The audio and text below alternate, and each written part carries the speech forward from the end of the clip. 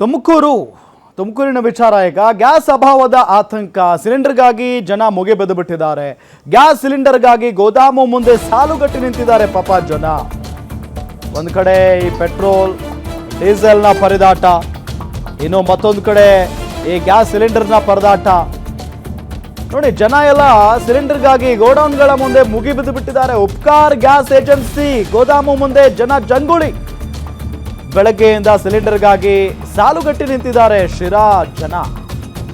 ಮುಂದಿನ ದಿನಗಳಲ್ಲಿ ಎಲ್ಪಿಜಿಗೆ ಅಭಾವ ತಲೆದೂರುವ ಆತಂಕ ಇದೆ. ನೆಟ್ವರ್ಕ್ ಸಮಸ್ಯೆಯಿಂದ ಬುಕ್ಕಿಂಗ್ ಆಗದ್ದಕ್ಕೆ ಭೀತಿ ಹೆಚ್ಚಾಗಿರೋದು. ತುಮಕೂರಿನಲ್ಲಿ ಗ್ಯಾಸ್ ಸಿಲಿಂಡರ್ ಪರದಾಟ ದೊಡ್ಡ ಮಟ್ಟದಲ್ಲಿದೆ. ಈಗ ಇದು ತುಮಕೂರು ಮಾತ್ರ ಅಲ್ಲ, ಇಡೀ ದೇಶಾದ್ಯಂತ ಈ ಪರಿಸ್ಥಿತಿ ಇದ್ದೇ ಇದೆ ಈಗ. ಹಾಗಾಗಿನೇ ಗ್ಯಾಸ್ ಸಿಲಿಂಡರ್ಗೋಸ್ಕರ ಜನ ಒದ್ದಾಡ್ತಾ ಇದ್ದಾರೆ. ಸಿಕ್ಕರೆ ಸಾಕು ಅಂತ ಹೇಳಿ ಯುದ್ಧ ಯಾವಾಗ ನಿಲ್ಲುತ್ತೋ ಅನ್ನೋ ನಿಟ್ಟಿನಲ್ಲಿ ಪ್ರಾರ್ಥನೆ ಕೂಡ ಮಾಡ್ಕೊಳ್ತಾ ಇದ್ದಾರೆ ಜನ. ಯುದ್ಧ ಮುಗಿದ್ರೆ ಸಾಕಪ್ಪ ಅಂತ ಹೇಳಿ.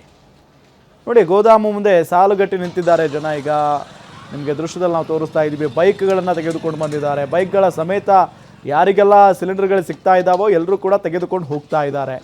ನೋಡಿ, ಹಿಂಗೆ ನಿಂತ್ಕೊಂಡಿದ್ದಾರೆ ನೋಡಿ ಜನ. ಒಂದು ಅರ್ಧ ಕಿಲೋಮೀಟರ್ ನಿಂತ್ಕೊಂಡಿದ್ದಾರೆ, ಏನೋ ಅಷ್ಟು ಉದ್ದ ಇದೆ ಸಾಲು. ಜನಕ್ಕೆ ಇಲ್ಲೇ ಕೊಟ್ಬಿಟ್ಟಿದ್ದು. ಈಗ ನಮಗೆ ಅಲ್ಲಿಂದ ಡೈರೆಕ್ಷನ್ ಕೂಡ ಇದೆ, ಗೋಡನ್ ಹತ್ರ ಕೊಡಬೇಡಿ ಅಂತ.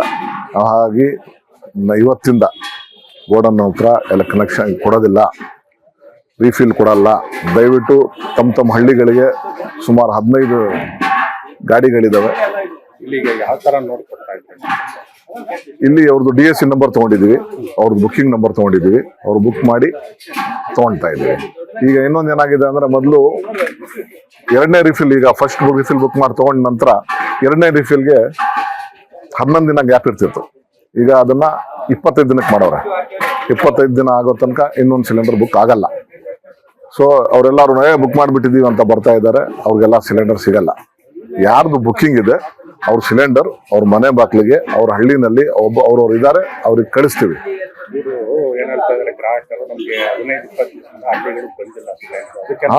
ಯಾಕೆ ಬಂದಿಲ್ಲ ಅಂದ್ರೆ ಇಲ್ಲೇ ಎಲ್ಲ ಜನ ಬಂದ್ಬಿಡ್ತಿದ್ರಲ್ಲ, ಎಲ್ಲರೂ ಇಲ್ಲಿ